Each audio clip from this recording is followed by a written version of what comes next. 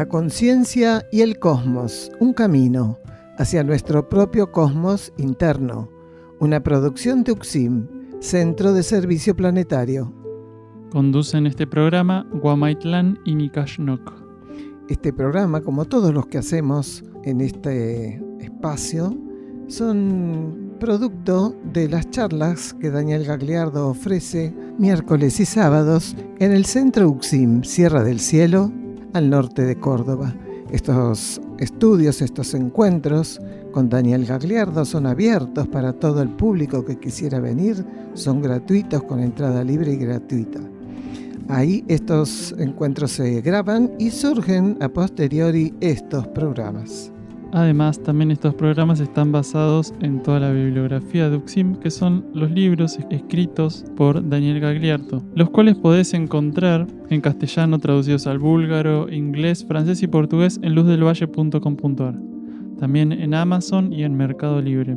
Daniel Gagliardo es un instructor de cosmosofía, quien fundó hace más de 30 años aquí en las sierras de Córdoba este centro de servicio planetario llamado UXIM. Como auxiliar de la energía de instrucción, busca remitir a los seres hacia su propia fuente interna de conciencia a través de sus conferencias impartidas alrededor del mundo de manera gratuita, el material grabado de las mismas y los libros traducidos en varios idiomas. UXIM Sierra del Cielo se puede visitar para participar de estos encuentros con Daniel y también realizar estadías compartiendo la actividad diaria con los que aquí moramos. Se encuentra en las sierras de Córdoba, paraje Quebrada de Luna, camino a Ungamirá, a 16 kilómetros de Capilla del Monte. Las estadías y todas las actividades que ofrece UXIM son libres y sin cobro de aranceles, incluyendo alimentos y hospedaje. Para más información visita uxim.org.ar. Encontrarnos también en Facebook e Instagram. Toda la música que vamos a estar escuchando en este programa es original de UXIM. Título del programa de hoy: Ver la realidad histórica con flexibilidad. Y ya que hablamos de realidad histórica, vamos a hacer un poco de historia en esta lectura que vamos a ir abordando de una novedad que salió la semana pasada, una nueva edición del primer libro que bajara a través de Daniel Gagliardo, título Por el amor de Ariadna. En la tapa, aparte del título, el autor, hay un diseño que es un laberinto. Aquellos que tienen la primera y la segunda edición también tienen un laberinto, pero este es diferente. Es un laberinto donde la única salida es el centro, una salida interna, cuando encontramos nuestro propio eje energético, ¿no es cierto?, que nos lleva a nuestros núcleos internos. Y ahí hay una llama, una pequeña llama, una medianita llama, pero con potencia, con lucidez, con brillantez. Y acompaña a la tapa de inicio una frase que dice: el arduo camino del ego buscando superar el laberinto kármico ofrecido por la realidad material. Y esa llamita, o que también parece una luz, es como un haz de luz, está apuntando hacia arriba también. No solo es el centro del laberinto, sino que es hacia arriba la salida. Es que si no salimos por ahí... ¿Por dónde? Si llegás al centro, ¿qué haces? Si no, ¿cómo salís? Y acá hablamos de un laberinto kármico. Esta es la vida material, ¿no es cierto? Estamos bajo ley de karma, que no deja de ser un laberinto. Y el ego tiene que encontrar esa salida. Ese es el trabajo, es un resumen de todo lo que venimos diciendo en los programas, ¿no es cierto? Entonces, este libro, si bien es una tercera edición, es inédito, vamos a decir así. La primera edición se hizo en el año... Hacemos un poco de reseña histórica. La primera edición se hizo en el año 2004. Se agotó la venta de los ejemplares y se hizo una nueva edición en el año 2005. Cuando se agotó, Gagliardo sintió internamente que no tenía que hacerse una tercera edición. Tenía que esperar a indicación interna. Cuando lo recibió hace tipo 8 años, Entonces empezó a trabajar con ese libro y ahí fueron surgiendo muchos cambios. Hay cambios que son como, por hablar en medida de mayor longitud, 1 o 2 páginas, pero después hay cambios en todo el libro. Es decir, tiene toques energéticos en todas partes. El otro día nos comentaba una persona, pero yo este libro lo leí, esta parte no está. Es un libro nuevo. Entonces, aquellas personas que tienen primero y segundo ejemplar, no dejen de tener la posibilidad de llegar al encuentro de este nuevo ejemplar, que es una tercera edición. Entonces, en el transcurso del programa de hoy, vamos a estar leyendo tanto Guamaitlán como Nikashnok, todos fragmentos, extractos de este libro, Por el amor de Ariadna.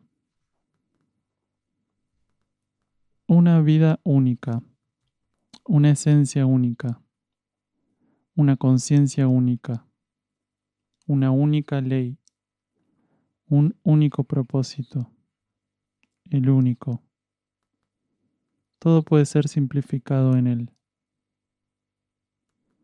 Todo procede de esta única fuente.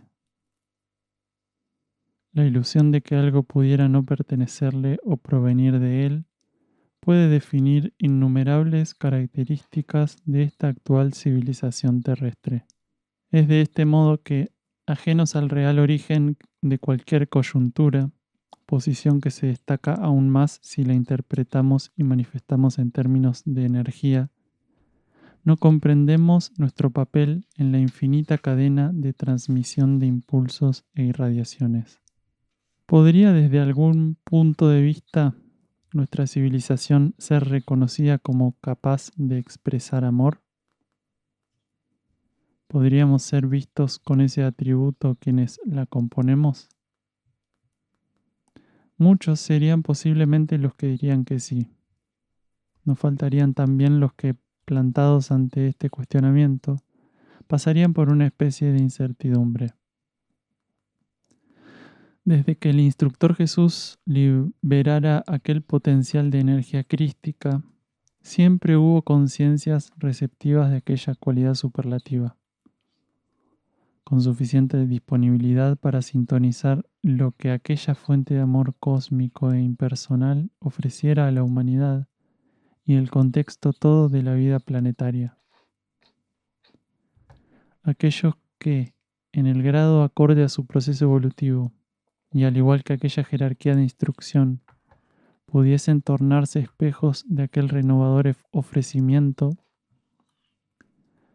pulidos y prístinos espejos donde aquella energía única, aliento del Creador, pudiera proyectarse y sin distorsiones proseguir. Prosecución que sólo debe ser entendida como la conducción y elevación de toda partícula estimulada y alimentada por su presencia y dinamismo. El instructor Jesús brindó una observación precisa al momento de esclarecernos respecto del amor y del amar. Ámense los unos a los otros como yo los he amado. Posiblemente y para un número importante de seres, la esencia de este impulso brindado por aquel instructor haya pasado desapercibida. Sin declararlo abiertamente, ese miembro de la jerarquía planetaria hacía referencia a nuestra forma de entender y expresar el amor. Ese objetivo señalamiento, como yo los he amado, nos instaba a comprender que nuestra forma de amar era insuficiente, posesiva, instintiva, discriminativa. Se nos estimuló para abrirnos al descubrimiento del amor cósmico o universal. Él, un ser de características superiores, mostró que el amor no tiene origen en la conciencia ligada y comprometida con el mundo. Reveló, en el gesto más elevado de espiritualidad práctica, que aquel amor que fluía con su sola presencia provenía de su Padre. No soy yo, sino mi Padre por mi intermedio, instruyendo que aquello provenía del único, del cual Él era un hijo obediente y fiel. El amor atravesaba la conciencia de Jesús proveniente del centro cósmico coordinador, amando de un modo inédito todo aquello que, según la ley de necesidad, requiriese de aquella cohesiva energía. Todo aquel que profundamente hubiese sintonizado la esencia oculta en sus palabras, habría de vivenciar ese transformador y trascendental aspecto de la verdad. Es el amor quien ama por intermedio de quienes están abiertos a su cosmos interno, mientras que aquellos otros, aún identificados con los aspectos psicofísicos de la existencia, transitan la limitante ilusión de definir el amor como un sentimiento, atribuyendo su origen a la actividad de su conciencia astral emocional. Mantienen una distancia condicionante respecto a aquellas palabras del instructor Jesús. Bien, entonces volvemos a decir el tema central, ver la realidad histórica con flexibilidad. Y el primer bloque titulamos Recibimos civilizaciones kármicas de mayor conciencia que podían adaptarse al planeta. Qué información, ¿eh? Entonces, una persona consulta, se han encontrado dispositivos y cráneos alargados. ¿Se deformaban o eran así? Y luego van surgiendo preguntas, ¿no es cierto?, a través del relato de Gagliardo, de la respuesta de Gagliardo. Entonces surge una persona que decía, estas personas venían en son de usufructo. A las civilizaciones avanzadas kármicas se les ofrece asistir a ámbitos fuera del planeta. Escuchamos a Gagliardo. Las dos cosas. ¿Por qué? Porque en ciertos momentos, en ciertas etapas de la humanidad, nosotros recibimos, porque kármicamente lo necesitábamos, contacto con civilizaciones humanas que tenían grados de similitud con nosotros y que podían adaptar su permanencia en el planeta con poco esfuerzo o con poca tecnología. Porque en realidad es muy difícil genéticamente encontrar que un elemento extraplanetario llega a un contexto planetario determinado y de repente le va como anillo al dedo. Eso es imposible. Entonces, sí hay dispositivos que kármicamente se pueden aplicar que permiten que ciertas civilizaciones con semejanzas evolutivas y con facilidades mayores de adaptación pueden estar presentes, por ejemplo, en un contexto como el de la superficie de nuestro planeta a lo largo de ciertas etapas. Una de esas civilizaciones, en realidad varias de esas civilizaciones, tenían ese componente, un cráneo alargado, y lógicamente no vivían aquí respirando del mismo modo que nosotros, tenían que tener, como decimos, aparejos técnicos para poder estar presentes, pero formaba parte del ajuar que tenían y se los consideraba así, con ese ajuar. De hecho, en algunos lugares del planeta hay petroglifos donde muestran seres con cierto tipo de accesorios que no se entienden de otro modo, como esta cuestión para poder adaptarse biológicamente, metabólicamente y fisiológicamente a un rango de vida totalmente diferente, que no es natural para ellos, pero es kármico vivirlo. Entonces, cuando estos seres mantuvieron esa presencia, colaboración, porque algunas veces eran utilizados kármicamente para instruir civilizaciones más primitivas como la nuestra, después cuando los ciclos de permanencia se agotaban porque no podían estar eternamente, sobre todo porque podían venir seres que, a ver, para que se entienda, nosotros, nuestros astronautas, los seleccionamos porque tienen cualidades físicas, metabólicas, anatómicas, de todo tipo. Tienen que ser perfectos los astronautas, no importa la apariencia, pero tienen que ser perfectos. Estos seres tenían que tener, en el contexto de sus civilizaciones, las mejores cualidades para poder hacer este tipo de viajes, permanencias de una cierta extensión, y tener la capacidad de poder hacerlo, quiere decir, la capacidad general de poder hacerlo. No podían, por ejemplo, tener hijos aquí, porque las condiciones para que pudieran reproducirse en este lugar eran dificilísimas, precisamente porque a un niño no se le podía poner todo lo que ellos podían llevar puesto, por ejemplo, para respirar o para neutralizar ciertas bacterias o gérmenes que para ellos eran mortales, al mismo tiempo que los aparejos que tenían la capacidad de esterilizar bacterias y gérmenes para que no pudieran atentar contra la humanidad. Eso era un blindaje de doble sentido que tenían. Y eran seres que en ese momento tenían una conciencia cósmica mayor, aunque eran kármicos, están bajo ley de karma, mayor que la humanidad de superficie, incluso que la humanidad actual de superficie.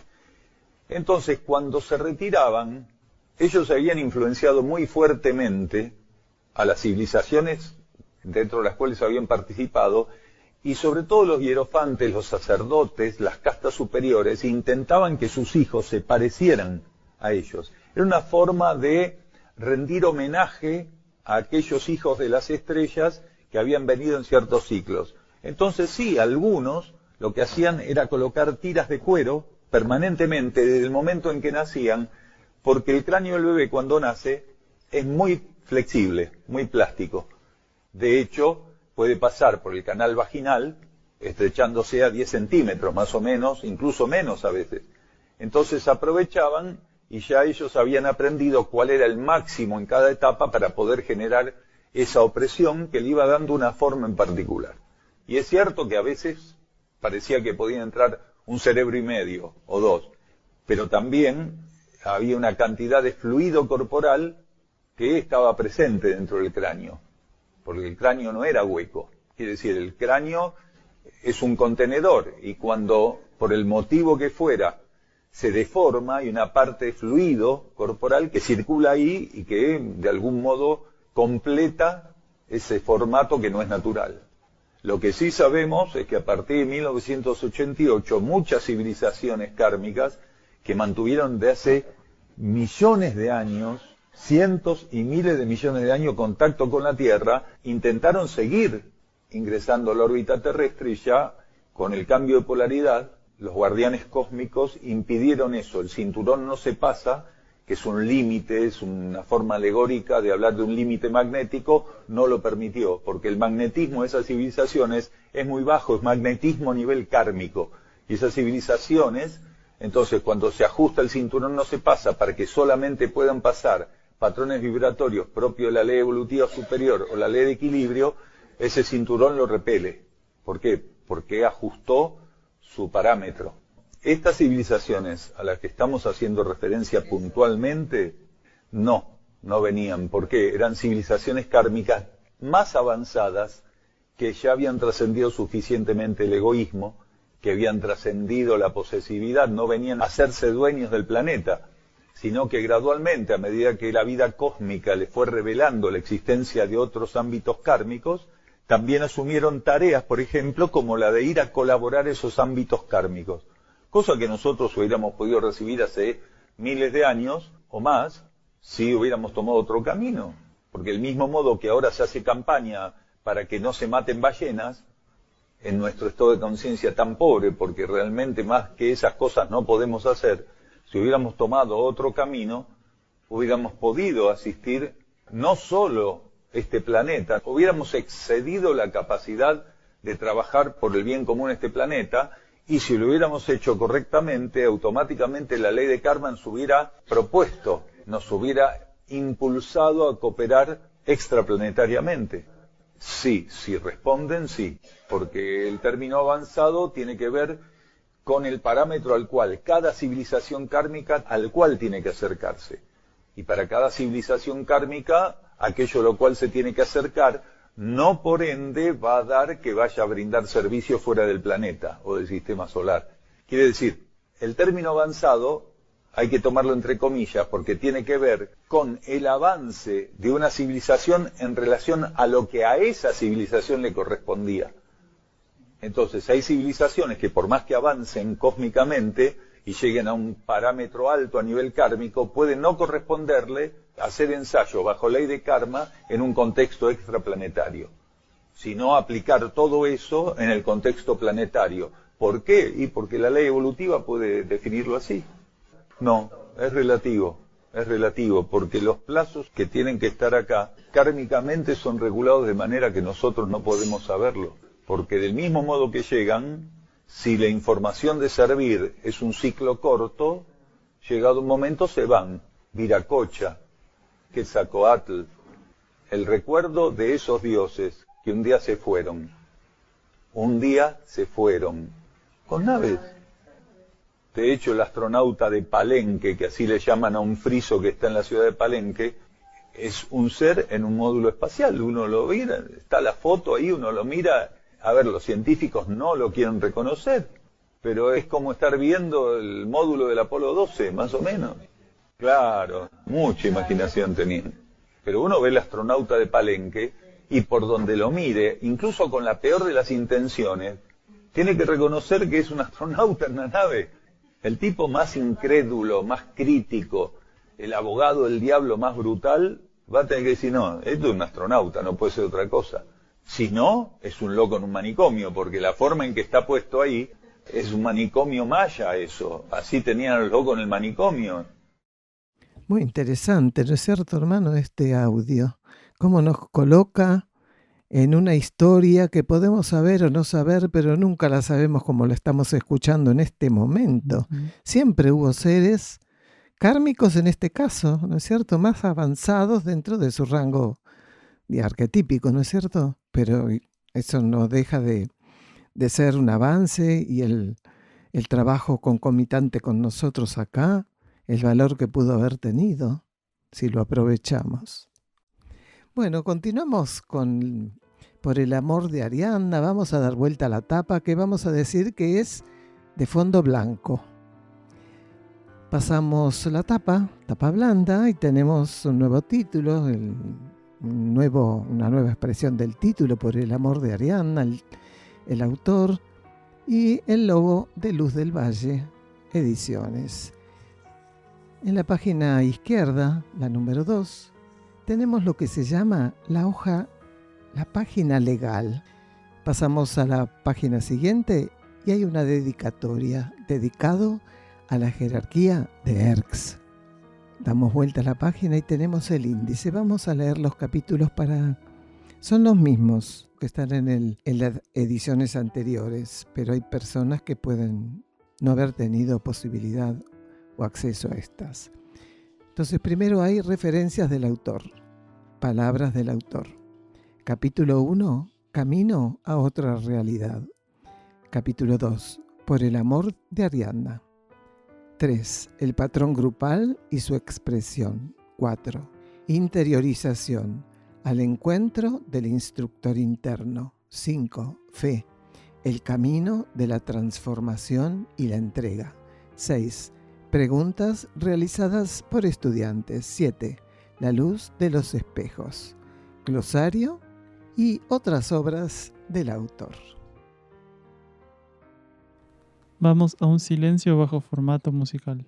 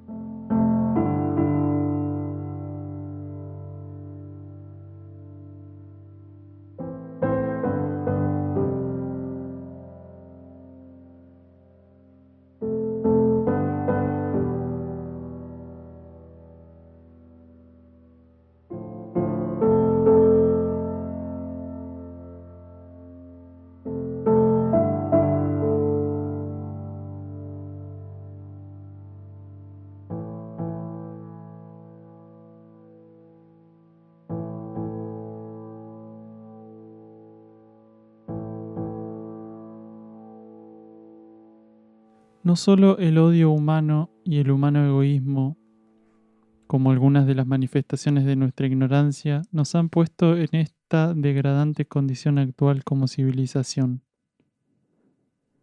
También debemos descubrirnos responsables de esta condición primitiva y adictiva de amor,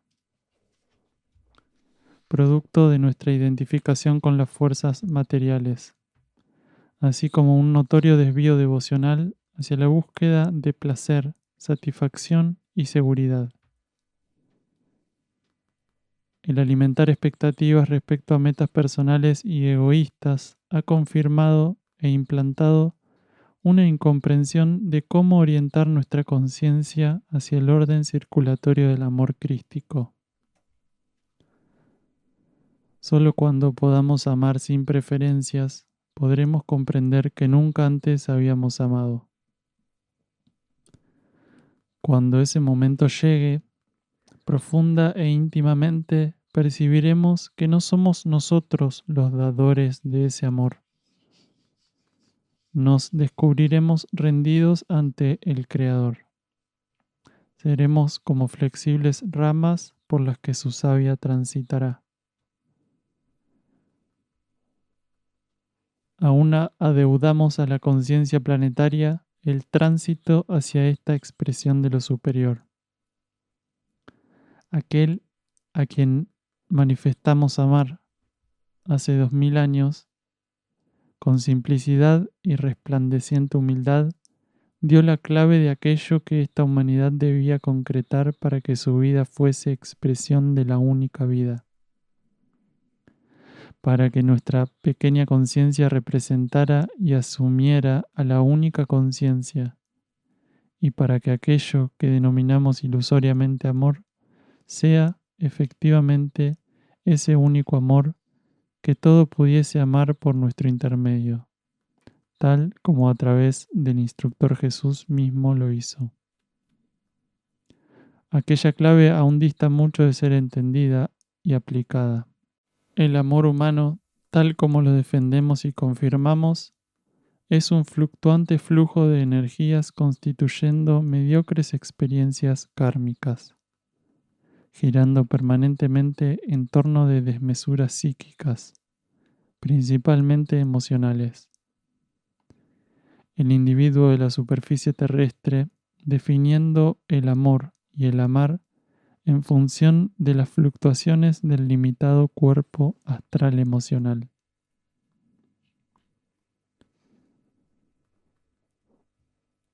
Hágase tu voluntad, Padre, y no la nuestra. No soy yo, sino mi Padre a través de mí. Todo es producto de aquella única voluntad, del único amor del que se sirve. Cuando podamos imprimir a nuestra existencia la esencia de esta verdad única, nuestra vida reflejará los dones de aquello que, por afloramiento de la simplicidad, nos será revelado como unidad.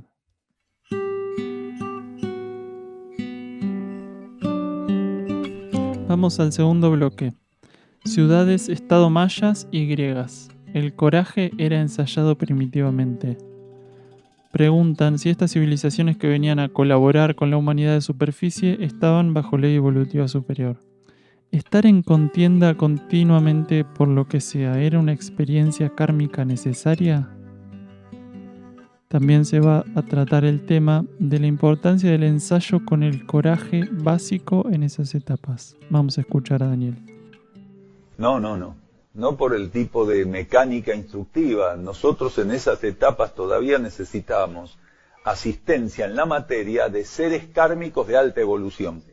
Bueno, pero tenemos que entender que una cosa es que un instructor ancle en un contexto, otra cosa que las enseñanzas de ese instructor puedan ser cumplidas al pie de la letra. Entonces, vos haces referencia a algo que es cierto, porque tanto Palenque como Tenochtitlán, como otras ciudades de Yucatán, de México, de Guatemala, eran lo más parecido que existió en América a lo que se llama, mal llamado, el Imperio Heleno o griego. Quiere decir, Los griegos tenían ciudades-estados, que cada una de ellas tenía que hacer su suerte para sobrevivir en un contexto tan particular como es el contexto de la Hélade y del Peloponeso, que es un contexto muy rústico, muy arenoso, donde realmente el suelo griego es un suelo que no da mucho, son pocas las regiones buenas. Entonces las ciudades-estado estaban continuamente midiéndose, porque un poco de terreno para una o para otra tenía que ser definido a veces por una contienda bélica. Y en Centroamérica pasaba lo mismo.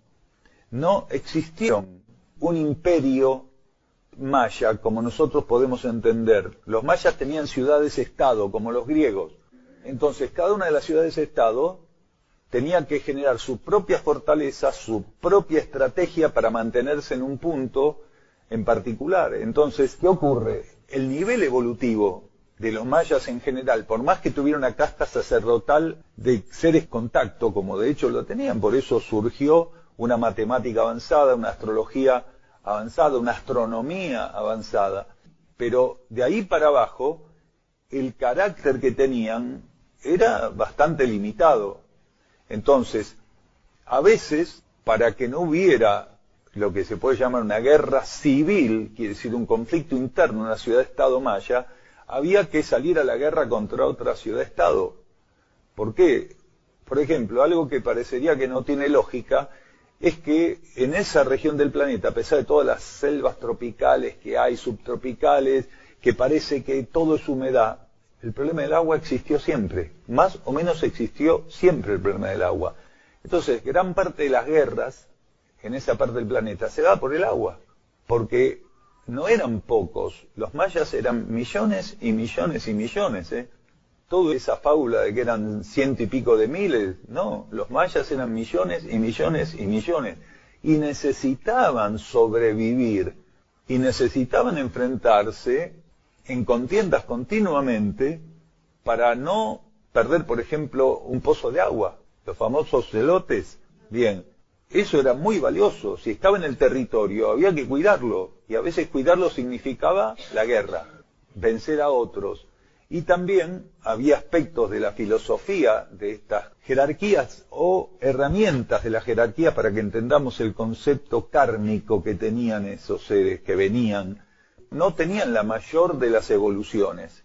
No eran la mayor de las evoluciones. Quiere decir, cuando una civilización kármica superior a otra a la cual va a ser destinada entra en contacto o entran en contacto, no es que estos son pura luz, porque todavía están bajo ley de karma, y estos otros son los oscuros que van a recibir el apoyo. Porque estos que vinieron a asistir también estaban en un proceso kármico de aprendizaje. Quiere decir, al estar bajo ley de karma, la posibilidad de escoger mal, de elegir mal, de actuar mal o de no tomar las mejores decisiones existía. Por más que en el contexto de las castas superiores mayas hubiera ya canales que estaban en condiciones de receptar matemática superior, astrología superior, astronomía superior, quiere decir una conceptualización cósmica, ¿sí?, de otro carácter. Entonces, tenemos que verlo con flexibilidad. Lo mismo pasaba en Grecia.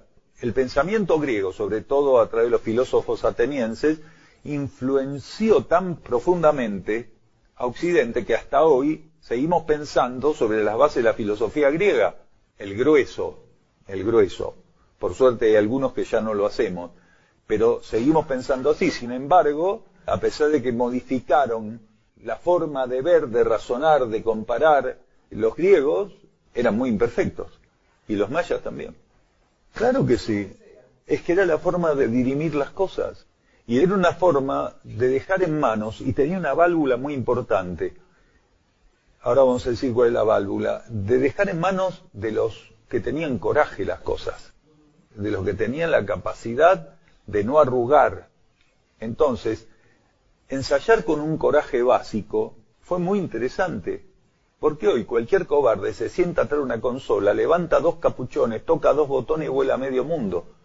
En ese momento, imaginen que los aztecas, vamos ahora a los aztecas, tenían 2 tipos de guerreros, los águilas y los jaguar, o los jaguares. Estar solo mirándolo a esos nenes a la cara era suficiente para hacerse encima y morirse después. O en un orden invertido, me muero y después me hago encima. Quiere decir, había que tener mucho coraje para salir al campo a defender el territorio, la población, no ser comido, porque en ese momento el ensayo era como en el ajedrez, comer una pieza a la otra continuamente y ver quién llegaba al final de la partida. A veces había tabla, pero generalmente uno de los dos ganaba al otro.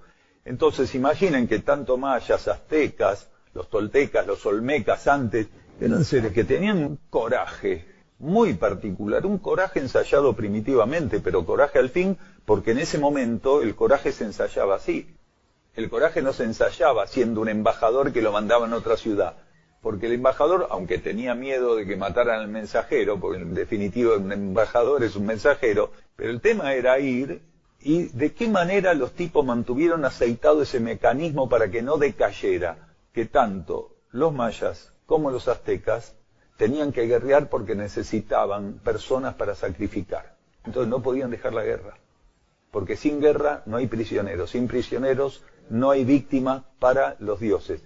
Sobre todo teniendo en cuenta que en una cantidad de siglos bastante extensos, de las ceremonias de sacrificio, había una parte de la ceremonia, que sería un 10% de las ceremonias, donde tenían que ser nobles del otro pueblo que conquistaban. Estaban continuamente buscando nobles, porque había ceremonias que no podía sacrificar a un pobre guerrero, por más que tuviera todo el coraje. Tenían que ser los nobles de otra ciudad-estado. Por eso había ceremonias que necesitaban que vos sacrificaras un noble. ¿Por qué? Porque si habías capturado un noble que eran preparados para la guerra, eran el ápice, la crema de la otra nación. Si habías llegado a eso, es que a los otros los habías puesto en el piso, ¿sí? Los habías rendido y estabas sacrificando a los dioses, a un príncipe o a cualquier otro oligarca que tuviera mucho poder o a un sacerdote. Entonces tenían que ser precisamente esos. Para ciertas ceremonias no servía un guerrero común. Hace varios miles de años, al príncipe Teseo se le ofreció un carretel con suave y resistente hilo. Aquello, allende el formato que tuviera, no representaba ninguna otra cosa que el vertido de energías interiores ofreciendo conducción y guía. Hoy, dado el proceso evolutivo vivido por la humanidad en su conjunto, son millones los Teseos que deberán resolver su tránsito por el laberinto de la materialidad. El poder de conducción de aquel hilo ofrecido por Ariadna puede hoy encontrarse simbolizado en algunos elementos presentes en la vida externa. Para dar con ellos y permitirnos ser permeados conductivamente, debemos realizar un trabajo de desidentificación. Persistente renuncia para con aquellas cuestiones que, solo en tendenciosas apariencias, albergan y proponen energías de sostenimiento y avance.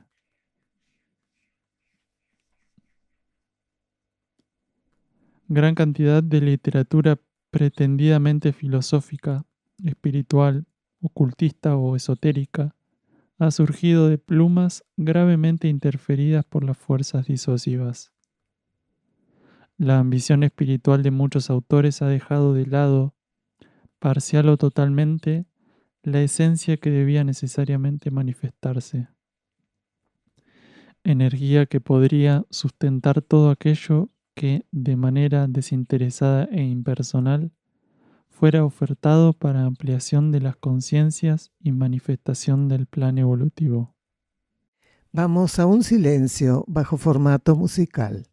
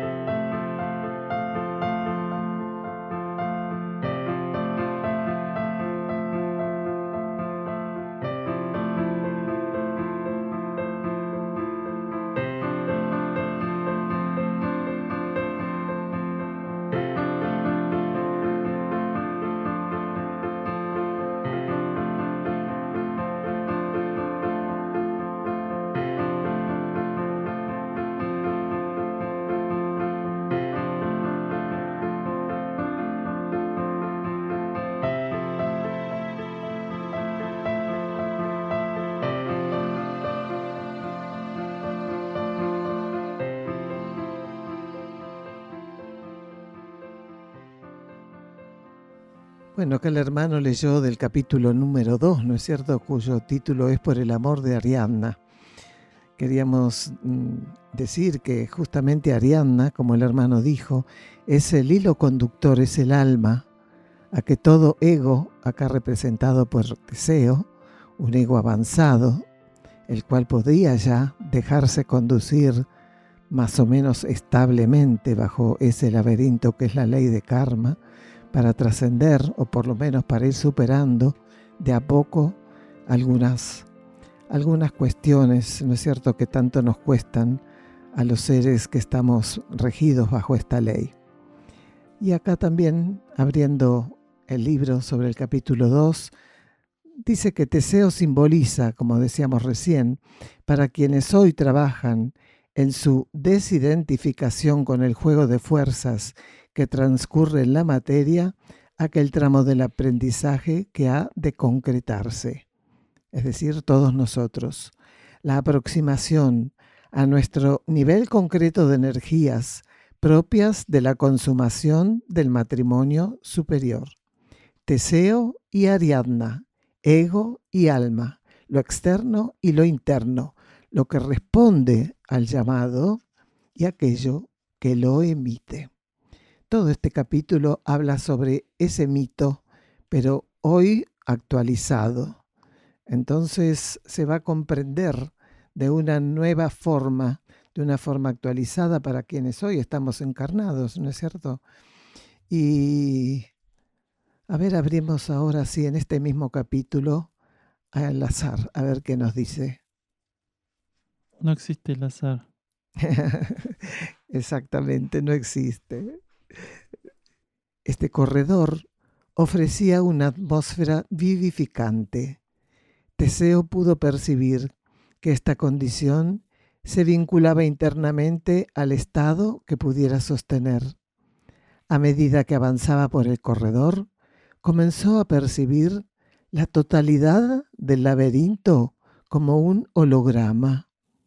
A esta información se le sumaba la comprensión de saber espontáneamente cuál era la fuente que proyectaba y sostenía aquella configuración. Ya no había pasillos que se ofrecieran como desvíos. Todo pasillo se tornaba ahora un iluminado sendero. La conciencia podía ascender por encima del polo de proyección de aquel holograma, encaminándose a la fuente que le daba origen. La sala principal del laberinto parecía vacía. Solo una agonizante criatura fue lo que se enfrentó a Teseo, Minotauro. Respiraba dificultosamente.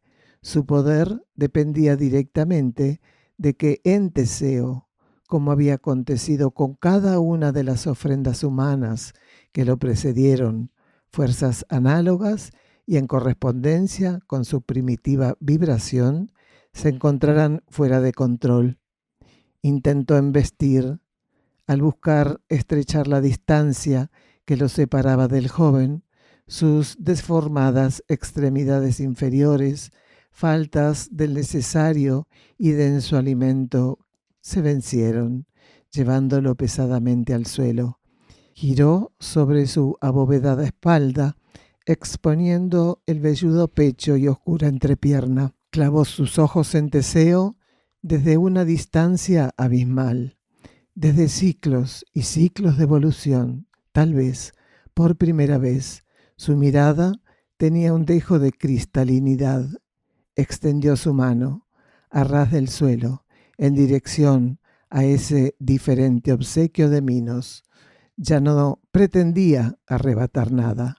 Para Teseo, aquello fue un ruego, un pedido que en sí mismo representaba una señal de aquella ley de expansión, bajo la cual todo lo material se alinea y puede ser conducido.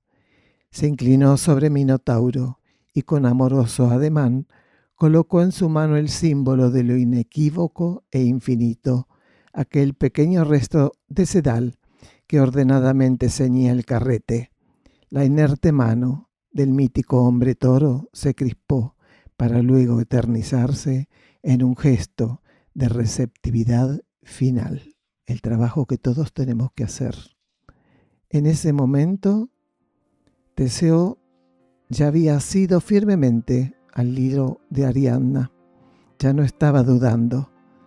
Entonces no lo mató a Minotauro, que es la representación de lo instintivo, ¿no es cierto? Lo doblegó, lo dominó, es decir, él se elevó y por consecuencia la instintividad quedó en su lugar. No primó sobre los sentimientos, sobre los pensamientos de Teseo, sino todo lo contrario. Colaboró para que eso ocupara su espacio. Entonces, eso es lo que tenemos que hacer todos nosotros, nuestra instintividad, nuestra animalidad, ¿no es cierto?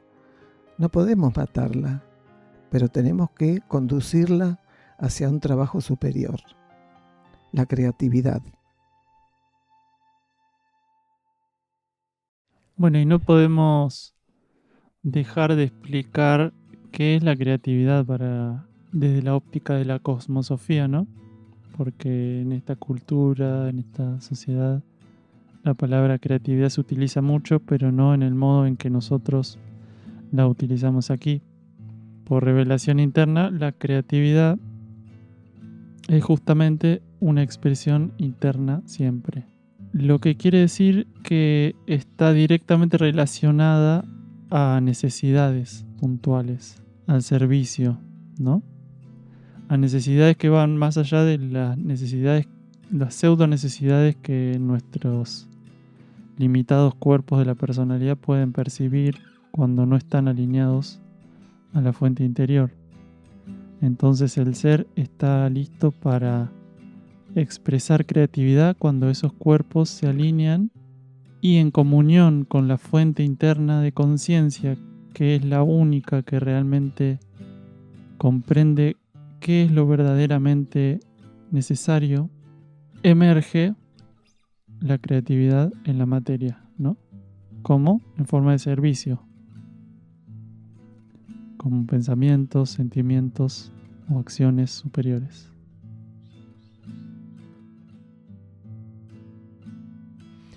Último de los bloques del día de hoy. La extinción maya no existió. Una persona pregunta en qué momento se extinguieron los mayas y también se va a hablar sobre el retorno kármico al sistema. La extinción no existió. En Guatemala y México hay más mayas que españolizados.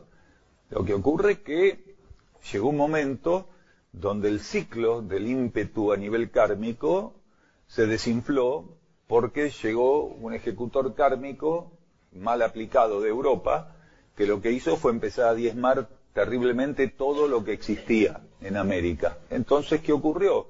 Los mayas empezaron a invisibilizarse, a tener una vida, podríamos decir, fisiológica, sobrevivir comiendo, respirando y llamar lo menos la atención. Y gradualmente lo que llegó a ser una organización que se montaba en centros culturales, como en estas ciudades-estado, empezó a ser indígenas originarios que andaban por todos lados y ya no se referían a sí mismos como mayas. Esto surge después, ¿por qué? Porque pasa a ser casi un secreto a lo largo de siglos entre las familias que ellos eran mayas. Entonces se empezaron a definir para el invasor, para el colonizador, para los colonos, se empezaron a definir como nosotros somos de la tierra de tal lugar, de tal aldea. No decían, nosotros somos mayas de tal aldea. Entonces, ¿qué hicieron? Pasaron a la clandestinidad, por decirlo así. Pero está lleno. Claro, es más romántico, como dicen algunos estudiosos mayas, que de repente de la noche a la mañana desaparecieron. Entonces vienen los platillistas inmaduros y dicen, se lo llevaron la jerarquía, ya está. Pero no es así. De hecho, hay varias lenguas mayas activas en Yucatán, en México, en Guatemala, en Nicaragua, todavía hay lenguas mayas activas, vivas. Claro, sí, el rescate siempre existió y va a seguir existiendo hasta que estemos bajo la ley de karma. Entonces, sí, claro, pero esto no quiere decir que fueron todos rescatados, porque hubieran sido la excepción de las excepciones, todos rescatables. Y no hacía falta porque no era una purificación planetaria o cultural que estuviera acorde a lo previsto kármicamente como purificación para nuestra cultura. En realidad pasó eso. Empezaron a callarse la boca, llamar la atención lo menos posible, cambiaron sus hábitos de vestimenta. Todo eso lo cambiaron, empezaron a vivir lo más simple, austero posible. Todas las costumbres que tenían las fueron relegando y tuvieron la inteligencia de adherir en distintos grados y en cada etapa a las costumbres del colonizador. Entonces las absorbían, hacían un sincretismo de sus propias costumbres, entonces el patrón maya original, visible, diferenciable, se fumó, de repente no existió más. Sí, claro, exactamente, todo está relacionado. De hecho, gran parte de los seres que vivieron el martirio de los colonizadores, hoy forman parte, no todos, pero sí en un porcentaje elevado, forman parte de la mafia del narcotráfico, que están devolviéndole la cachetada al sistema que proviene del hierro candente que impuso Europa a América. Ahí tenemos al narcotráfico, que es precisamente los seres que no llegaron a tener condiciones evolutivas muy elevadas, pero que tuvieron que vivir el escarnio, el flagelo de la colonización a sangre y fuego. Entonces ahora están retornándole lo mismo que pasó con la mafia en Estados Unidos, que alguna vez lo confirmamos acá, lo comentábamos acá. Entonces, como para cerrar la presentación del día de hoy, de esta llegada a la materialidad por tercera vez del libro Por el amor de Ariadna, este material, este archivo en este idioma está ya en poder de los grupos que tienen otra habla, ¿no es cierto?, con otros idiomas y los están traduciendo. Nosotros acá en Sierra del Cielo los estamos colocando, trabajando para ser colocados precisamente en la plataforma de Amazon.